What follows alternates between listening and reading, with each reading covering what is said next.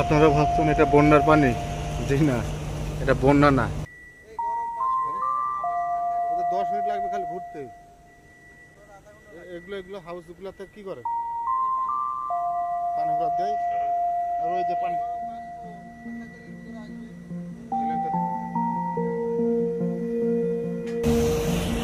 এই যে দেখেন, এগুলো হচ্ছে বিদ্যুৎ কেন্দ্র থেকে পানির উৎস। এখানে প্রচুর পরিমাণে পানি ব্যবহৃত হচ্ছে।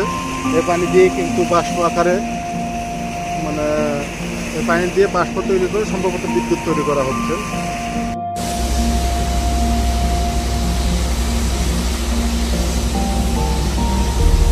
বড় এরিয়া।